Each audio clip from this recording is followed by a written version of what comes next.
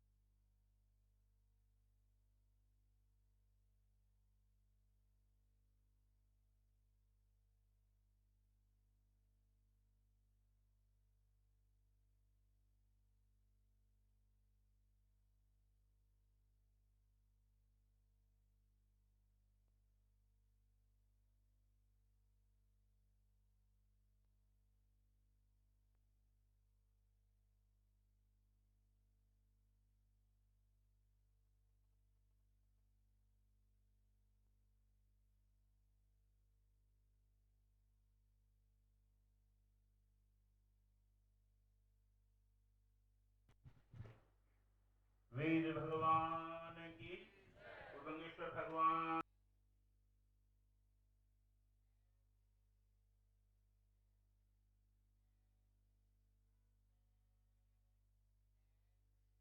गोविंद भजो राधे गोपाल, राधे गोविंद भजो राधे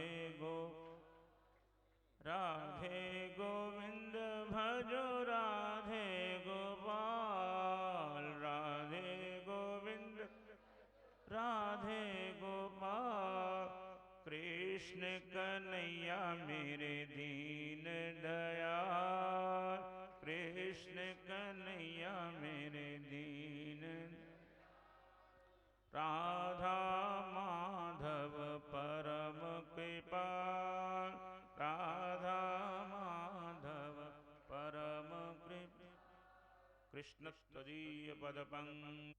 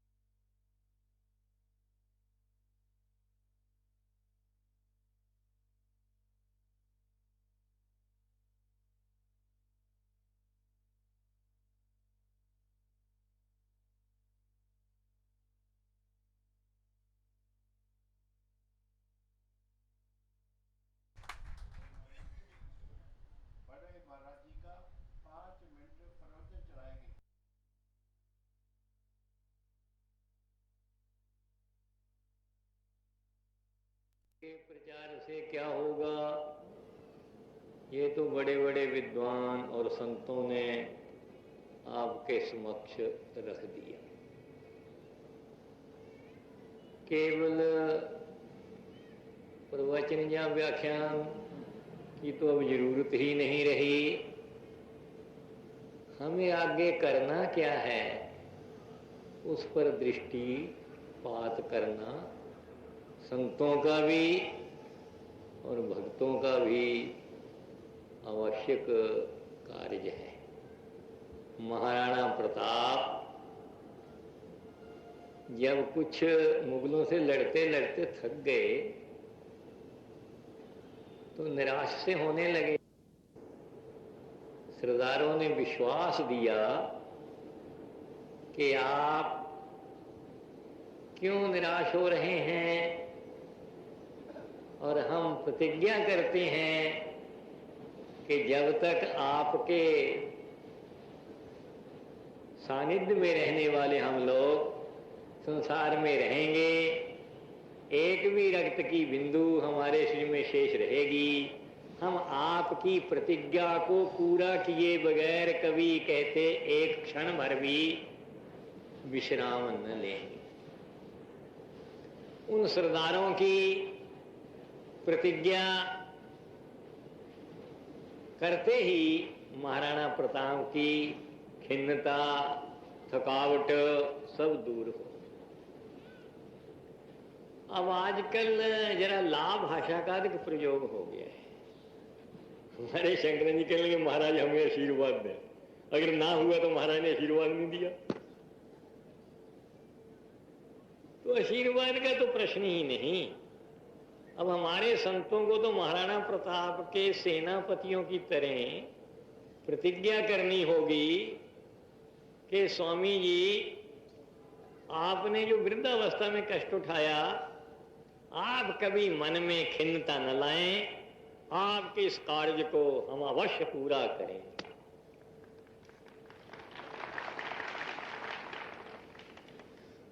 इसलिए अब इसमें कोई संदेह नहीं, कोई संत ऐसा नहीं, कोई भक्त ऐसा नहीं जिसने मेरा साथ न दिया। से अधिक ही दिया। जब गंगेश्वर ग्रंथमाला की व्याख्यान माला प्रकाशित होने लगी तो प्रथम पुष्प में अमर मुनि जी और शंकरानंद जी और भी कई एक सर्वज्ञ मुनि वगैरह संतों ने पूर्ण सहयोग दिया। वेद के प्रकाशन में आनंद भास्कर आगे आए। और आज एक आपको खुशखबरी सुना दूं, चारों वेदों का मूल प्रकाशन हुआ और अब ये विचार हो रहा था कि चारों वेदों का रिकॉर्ड किया जाए, सस्वर वेद का टेप किया जाए। क्यों विदेशी लोग चाहते हैं कि चारों वेदों का रिकॉर्ड अगर किया जाए स्वामी जी, हम जत्र तत्र केंद्रों में लाउड स्पीकर लगाकर 24 घंटे वेद घोष को जारी रखेंगे, ये विदेशियों की इच्छा। और एक संत ओंकारानंद जी ने कहा महाराज 25 केंद्रों की तो मैं जिम्मेवारी लेता हूं। German, Denmark, France, Switzerland, Ireland, Holland, Belgium, इन सब जगह मैं अपने प्रबंध से ऐसी व्यवस्था कर दूंगा, जब आपकी टेप कापी मेरे पास आ जाएगी 25 कापियां बनाकर जत्र तत्र भेज दूंगा। और भारत में तो शायद कभी कभी वेद घोष होता होगा, यूरोप के आकाश को तो मैं वेद मंत्रों से प्रतिध्वनित कर दूंगा। ये एक संत की प्रतिज्ञा। बस संत यहाँ इकट्ठे हुए हैं, भक्त भी बैठे हुए हैं, सब देश के हितचिंतक हैं। और मैंने यहाँ तक जांचा है कि हमारे देश में देशद्रोही कोई नहीं, चाहे किसी दल का हो। आवश्यकता पड़ने पर हरेक दल के सदस्य अपनी हथेली पर मस्तक रखकर भारत माता की सेवा के लिए कृत निश्चय विदेशी लोग, विदेशी शक्तियां जो भारत से तेजो द्वेष करती हैं, उन विदेशी शक्तियों को ये हम अवसर नहीं देंगे कि पहले की तरह वो भारत का कुछ नुकसान कर सके। आज के इस महोत्सव में परमात्मा से भी प्रार्थना है, भगवान वेद से प्रार्थना है और भारत माता से प्रार्थना है, माँ अपने इन सब बच्चों को समझा बुझाकर अपनी निश्चय। विदेशी लोग, विदेशी शक्तियां जो भारत से तेजो द्वेष करती हैं, उन विदेशी शक्तियों को ये हम अवसर नहीं देंगे कि पहले की तरह वो भारत का कुछ नुकसान कर सके। आज के इस महोत्सव में परमात्मा से भी प्रार्थना है, भगवान वेद से प्रार्थना है और भारत माता से प्रार्थना है, माँ अपने इन सब बच्चों को समझा बुझाकर अपनी गोद में ले लो। देखिए, पार्वती के दो बेटे कार्तिकेय और गणपति दोनों झगड़ा करने लगे। अब मां किसको क्या कहे। हे रंब किमंब रोदसी कथम। पार्वती कहते गणपति तुम रोते क्यों बेटा। कहते मां क्या करूं, कर्णऊ लुठत्य अग्निभू, ये कार्तिकेय मेरे कान खींच रहा है। तो माता ने क्या, माता कहती है स्कंद किंते स्कंद विचेषितम। अरे स्कंद ये क्या कर रहा है, अपने भाई के कान क्यों खींचता है। कहते मां तेरे को पता नहीं, ये गणपति बड़ी गड़बड़ करता है, मेरे सामने बैठकर 1 2 3 4 5 मेरी आंखों की गणना करता है, मेरी हंसी उड़ा। नहीं तत्ते कुछ तंग यास चरितम। हे गणपति ये तो काम अच्छा नहीं। कहते मां नासाम मीत अम्ब में, ये मेरा सुंड पकड़ उसको नावता, कितना बड़ा नाक है। दोनों लड़कों का झगड़ा देख के ता मिथुम विलोक के हस्त व्यग्रा, उन दोनों को लेकर मां हंस भी रही है और व्याकुल भी हो रही है कि दोनों बच्चों के झगड़े को दूर कैसे करूं। उस समय जैसे पार्वती माता के समझाने पर दोनों बच्चे एक हो गए और मां की गोद में शांति के साथ बैठकर मां को प्रसन्न करने लगे। हम कहते हैं इस जयंती के उपलक्ष्य में प्रभु यही हमें शुभकामना करें कि भारत माता के बेटियों में जो व्यर्थ का झगड़ा खड़ा हो गया है, ये झगड़ा शांत हो जाए और भारत माता की सेवा में एकता के सूत्र में बद्ध होकर ये मिलकर कार्य करें। बस अधिक कुछ कहना नहीं। सर्वे अत्र सुखिनः सन्तु, सर्वे सन्तु निरामया, सर्वे भद्राणि पश्यन्तु, मां कश्चित् दुःख भाग् भवेत्। ओम शांति।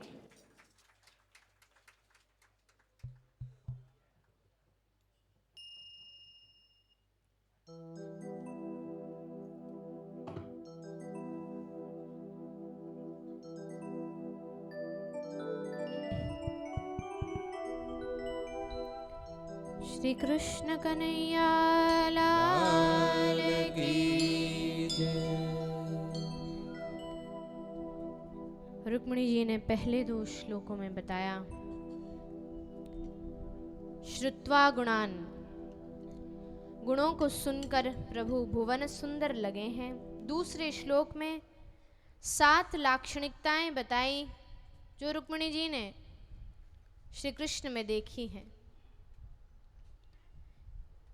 श्री द्वारिकाधीश की जय।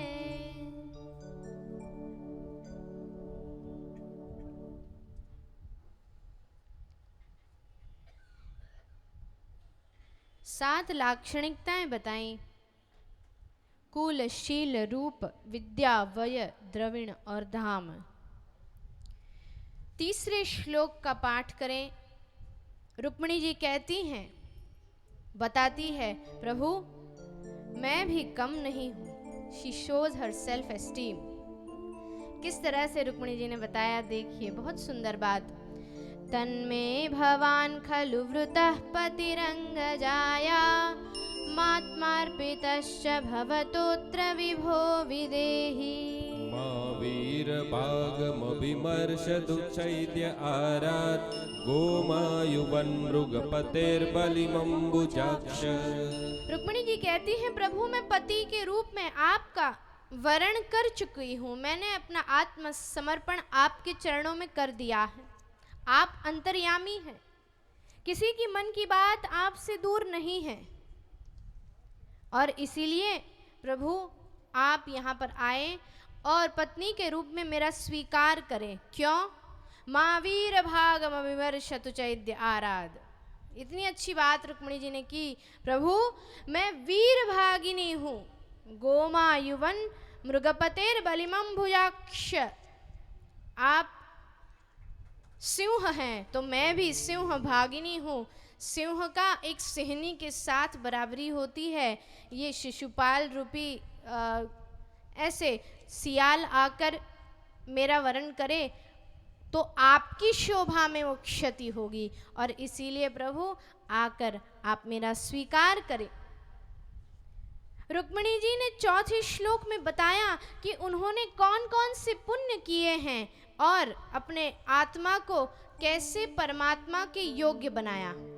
पूर्तेष्ट दत्त नियम व्रत देव विप्र गुरुवर्चनादि विरलम भगवान परेशः। आराधितो यदि गदाग्रज एत्य पाणिं गृह्णातु मेन दमघोषसुतादयोन्ये।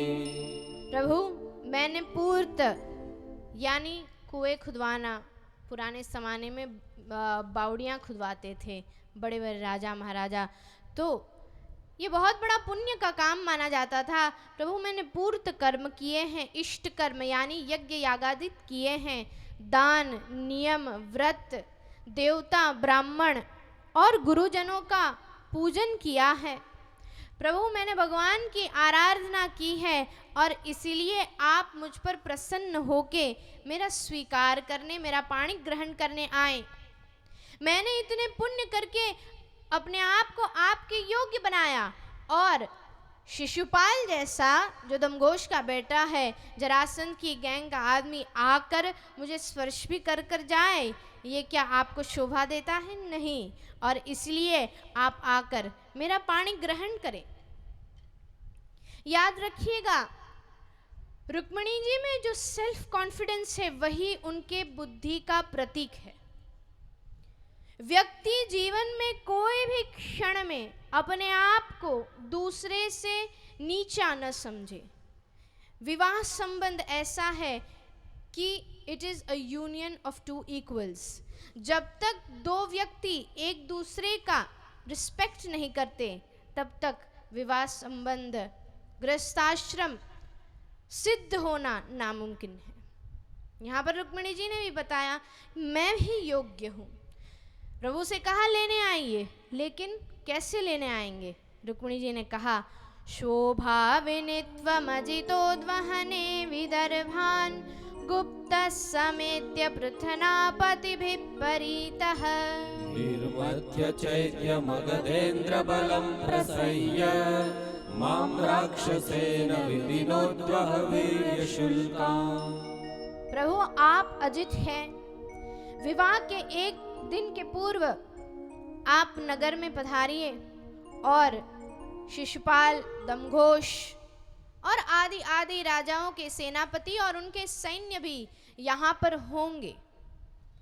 उन्हें तहस महस करके अपने आप के पराक्रम को, जैसे आड़कत्री रूप में रुक्मिणी जी कह रही है कि आप अपने आप को पुरवार करें, मुझे जीत कर यहाँ पर राक्षस विधि का वर्णन किया। मां राक्षसेन विदिनोद्वह वीर्यशुल्काम।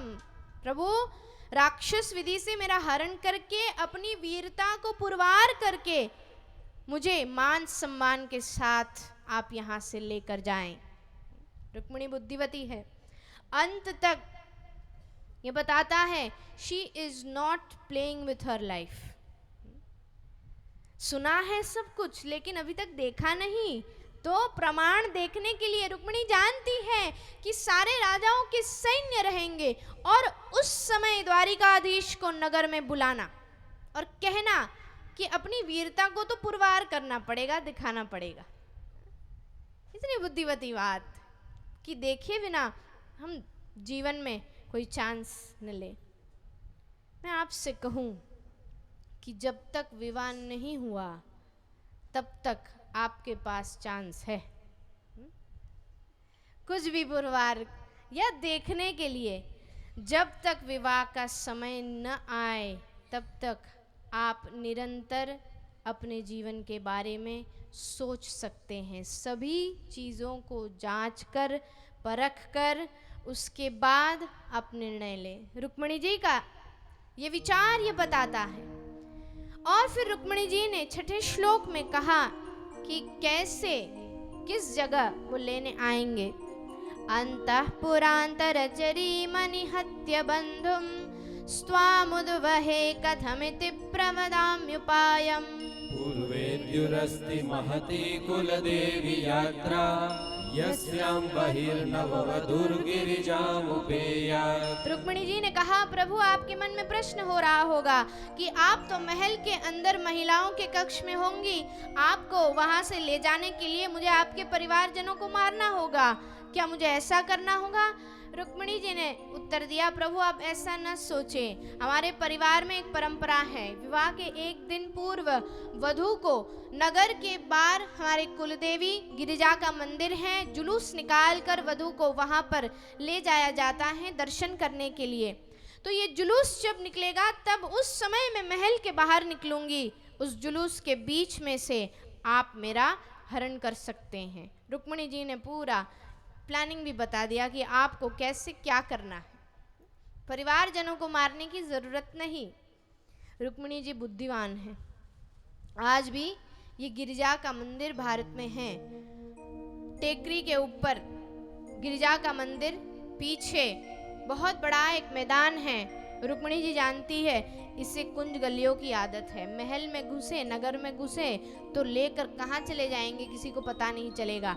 युद्ध करवाना है ना, सबके सामने खुला मैदान होगा, सब सैन्य होंगे और उसके सामने प्रभु आप मुझे लेकर जाएं। अंतिम श्लोक में रुक्मिणी जी जो कहती हैं उससे पता चलता है कि रुक्मिणी जानती है कि शायद प्रभु आए या न आए। न आए तो रुक्मिणी जी अंतिम श्लोक में कहती हैं, यस्यांग्रि पंकजरजस्नपनं महन्तो वाञ्छन्त्युमापतिरिवात्मतमोपहत्यै। यर्ह्यम्बुजाक्षनलभेय भवत्प्रसादं जह्यामसुं व्रतकुशां शतजन्मभिः स्यात्। प्रभु मैंने बहुत सारे पुण्य तो किए हैं, शंकर मेरे इष्ट देव हैं और वैसे बड़े बड़े महापुरुष के समान उनकी पूजा करके मैंने अपनी आत्मशुद्धि की है, लेकिन शक्य है कि आप नहीं आए। रुक्मिणी जी जैसे मैंने कहा वीर भागिनी है, she is a lady with self esteem. तो ऐसा नहीं है कि हमारी शादी नहीं होगी तो मैं अपनी जान दे दूंगी, there is nothing like that. Life is very practical, you have to move forward.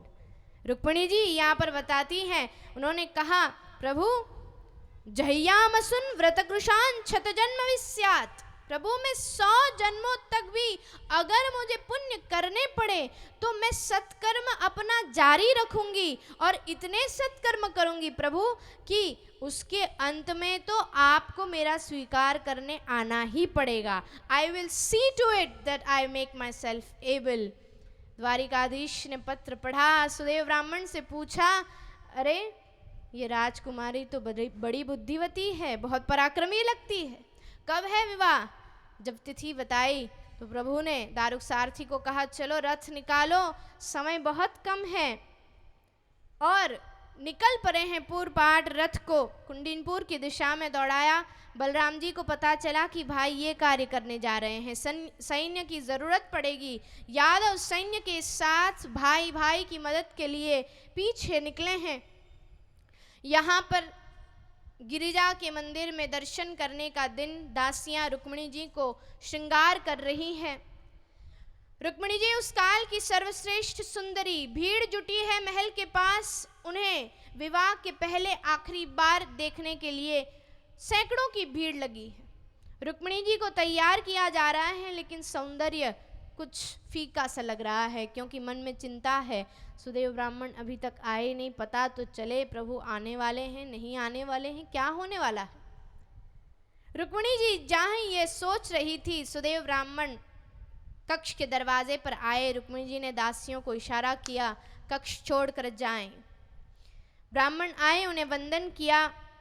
ब्राह्मण ने कहा, बेटी मैं जानता हूँ तुम्हारे मन में क्या प्रश्न है, तुम अति भाग्यशाली हो, द्वारिकाधीश तुम्हारा स्वीकार करने आ रहे हैं। जा कहाँ? रुक्मिणी जी के मुख पर एक साथ 100 गुलाब खिल उठे हैं। इतना आनंद हुआ। रुक्मिणी जी ने सोचा इस ब्राह्मण को मैं क्या दूं, इस भूदेव ने मुझे द्वारिकाधीश से एक रूप करवाया। राजकुमारी थी, यूं तो सब कुछ था उसके पास, लेकिन साथ में बुद्धिवती भी थी। उन्होंने सोचा कि सोने चांदी रत्नों के टुकड़े कम हैं इनके लिए। तुरंत से निर्णय लिया, 2 हाथ जोड़कर साष्टांग दंडवत प्रणाम करने गई हैं। भूदेव ने कहा, बेटी रहने दो, तुम्हारी वजह से मुझे द्वारिकाधीश के दर्शन हो गए, उससे ज्यादा उससे अधिक मुझे क्या चाहिए जीवन में। रुक्मिणी जी यात्रा के लिए निकली है, इधर उधर देखती हैं। प्रभु ने बहुत प्रतीक्षा करवाई, सच में आज बहुत प्रतीक्षा करवाई भगवान ने। गिरिजा के मंदिर में गई है, सुंदर वैसी स्तुति की। रुक्मिणी जी ने कहा, हे माँ तुम जानती हो कि मैं क्या चाहती हूँ, बस तुम्हारा आशीर्वाद मुझ पर बरसता रहे। माँ गिरिजा जैसे रुक्मिणी जी को आशीर्वाद दे रही, वैसे उनकी वेणी में से एक पुष्प निकलकर गोद में गिरा है रुक्मिणी जी के। जैसे गिरिजा माँ कह रही हो, जा बेटा बाहर विश्व का अधिपति तेरा स्वीकार करने के लिए राह देख रहा है। रुक्मिणी जी ज्यों ही बाहर आई, वहां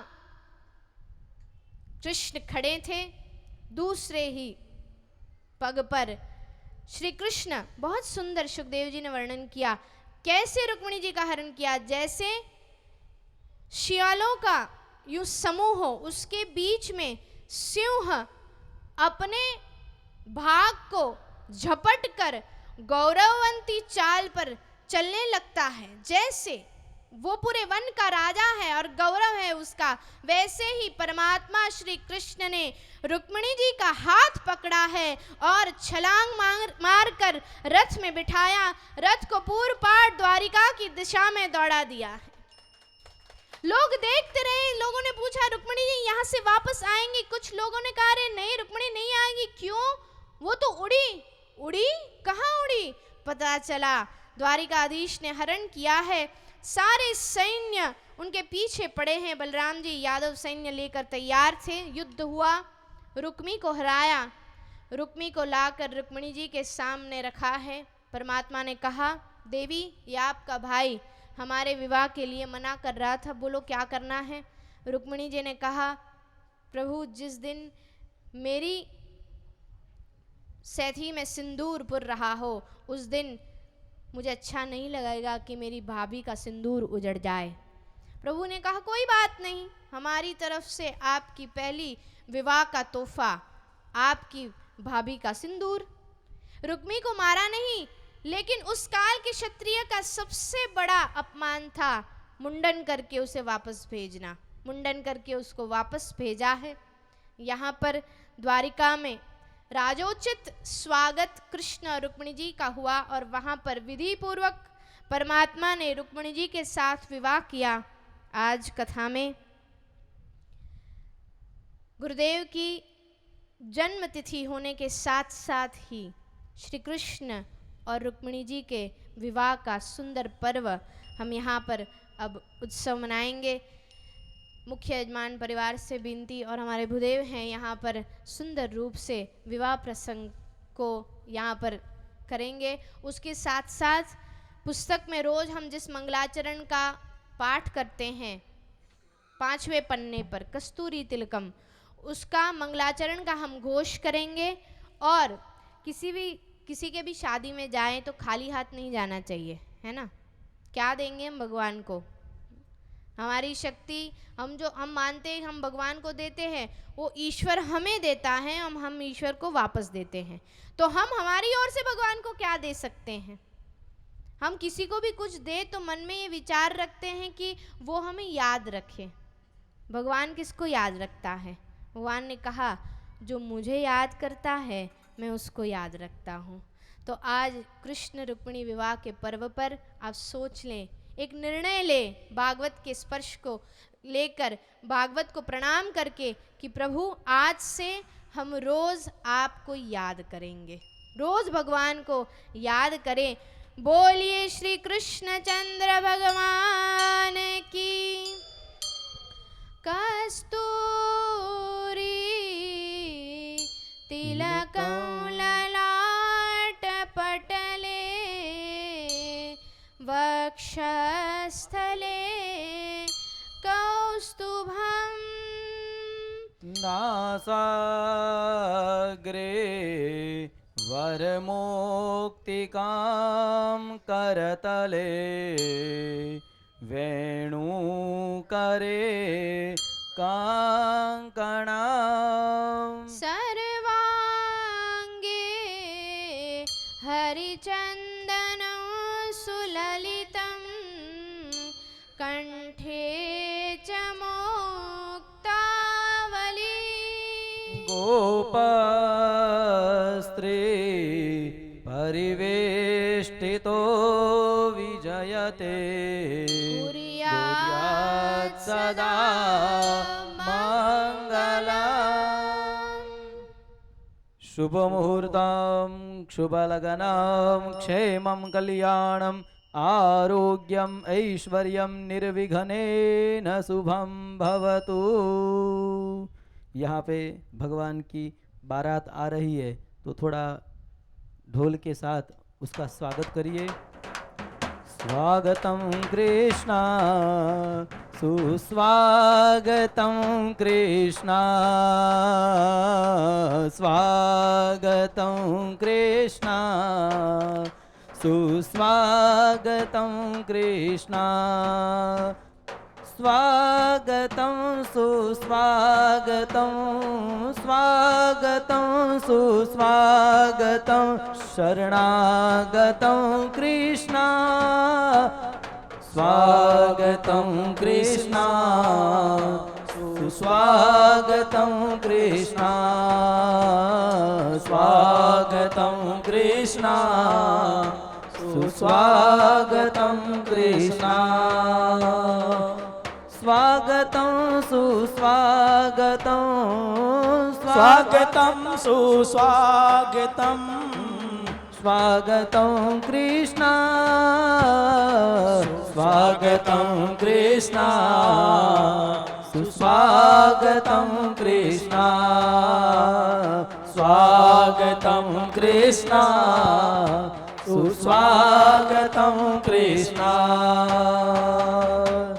भगवान यहाँ पे मंडप के अंदर आ चुके हैं तो भगवान का स्वागत हम सब ने किया मिलकर।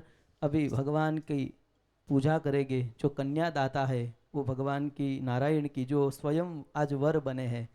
हम हमारी शादी में तो जो दूल्हा होता है उसको विष्णु स्वरूप बोलते हैं, पर आज स्वयं विष्णु दूल्हा बना है।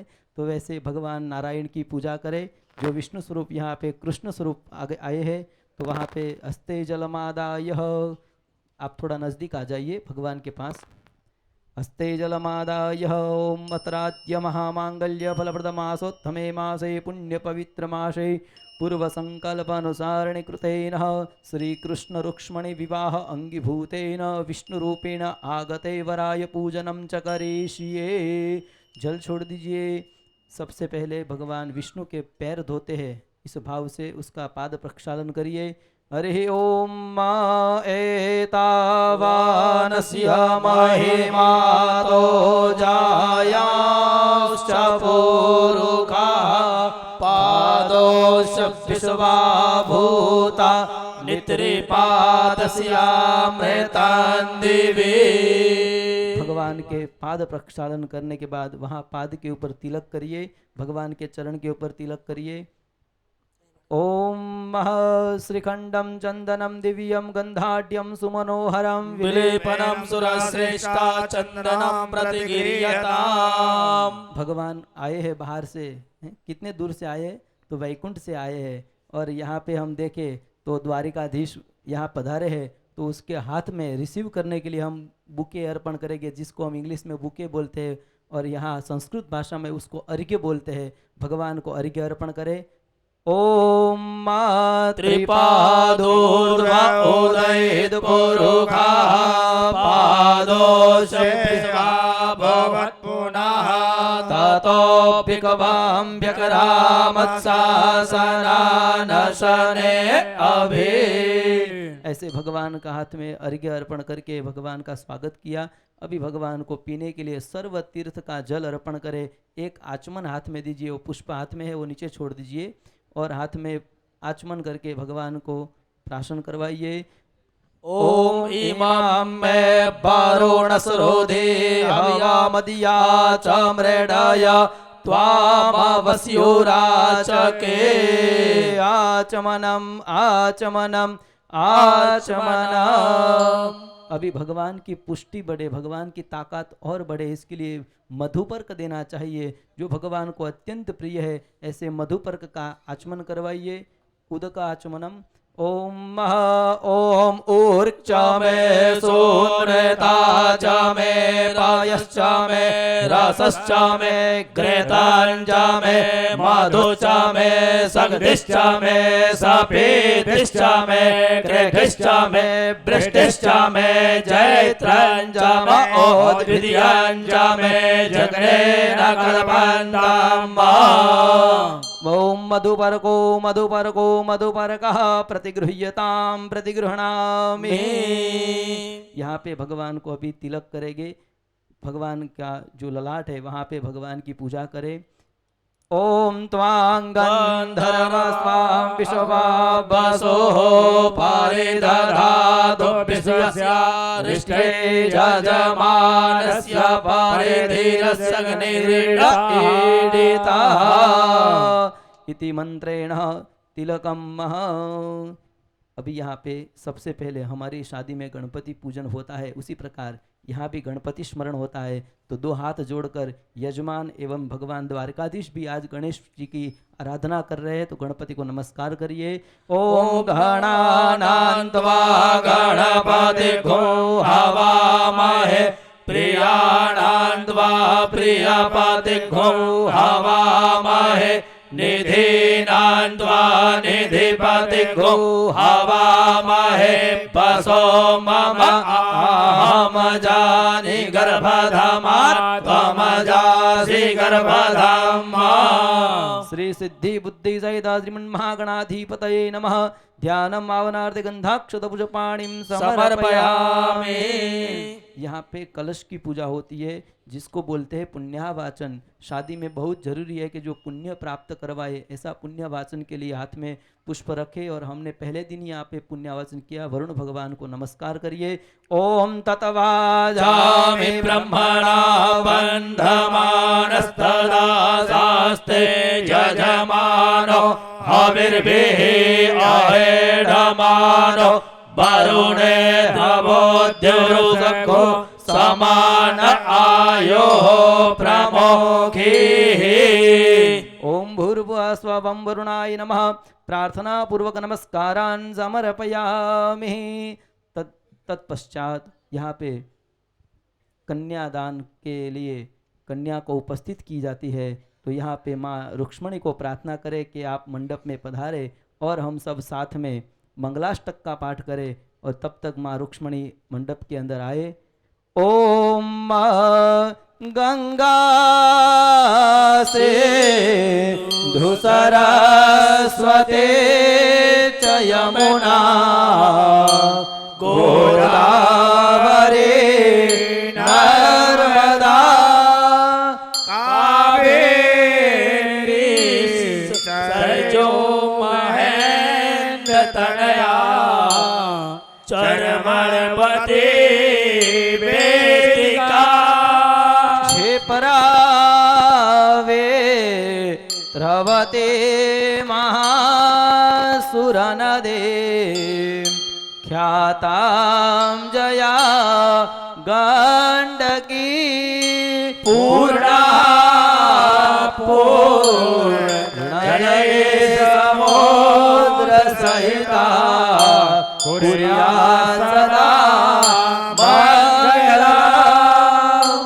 यहाँ पे माँ रुक्ष्मणी आज लक्ष्मी स्वरूपा उपस्थित हुई है और तुलसी माँ के रूप में भी माँ जगदम्बा प्रकट होती है। तो यहाँ पे माँ रुक्ष्मणी का पूजन किए करे।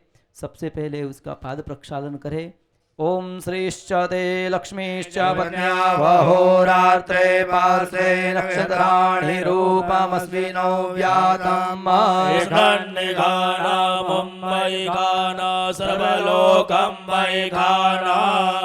उसके बाद माँ लक्ष्मी को तिलक करे। रुक्ष्मणी जी को तिलक करिए।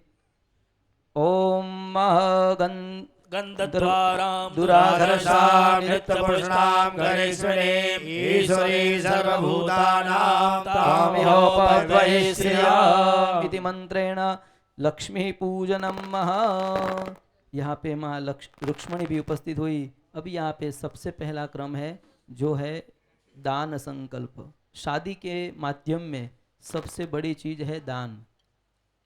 कहते हैं कि गृह यज्ञे विवाहे च संक्रांतो ग्रहणेस्तथा पुत्र जन्मे व्यतिपाश्चे दत्तम भवतु चाक्षय। इतनी चीज में जब जब आप दान करो तो उसका अक्षय पुण्य प्राप्त होता है।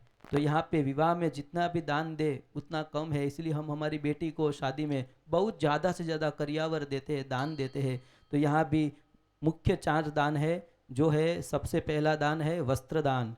जो कन्या आप वस्त्र पहनती है उसके साथ में उसको जो भी यथाशक्ति हम वस्त्र अर्पण करते हैं। दूसरा है अलंकार मानी सुवर्ण दान। तीसरा है गौदान और चौथा है जो पूरी कन्या है वो कन्या का दान देना है। ये 4 दान मुख्यत्व है। तो 4 दान का संकल्प करें। हस्ते जलमादाय ओम मतराद्य महामांगल्य फलप्रद मासोत्तमे मासे पुण्य पवित्र मासे पूर्व संकल्पनुसारण कृतेन रुक्ष्मणी नाम कन्यायां कृष्णस्वरूपी वरायां विवाह अंगीभूतेन यथाशक्ति वस्त्रदानं तथा च पात्रदान सहित सुवर्णदान सहित रजतदान सहित तथा च एवं रुक्ष्मणी लक्ष्मी तुलसी रूपाः कन्या तत्तुभ्यम् अहम् आगतेन वराय विष्णुरूपाय श्रीद्वारिकाधीशाय तत्सद कृष्णार्पणमस्तु। भगवान के हाथ में दीजिए, हाथ में दीजिए। जो द्वारिकानाथ जो है उसके हाथ में तत्सद कृष्णार्पणमस्तु। अतः यहाँ पे 4 दान का संकल्प हुआ है। जो भी यहाँ पे सामग्री लाए हैं वो सब भगवान के वहाँ अर्पण करें, माँ रुक्ष्मणी को अर्पित करें। ओम अहिरिव भोगे परजेति बाहुञ्जाया हेतिं परिबाधमानः हस्तग्नोऽपि स्वाभयुनानि विद्वान् पुमान् भूतं परिपातु विश्वतः एवं सर्वद्रव्याणि अर्पयामि। अतः यहाँ पे सब दान पूर्ण हुए। तो अभी भगवान रुक्ष्मणी और भगवान द्वारिकाधीश एक दूसरे के गले में वलमाला डालेंगे।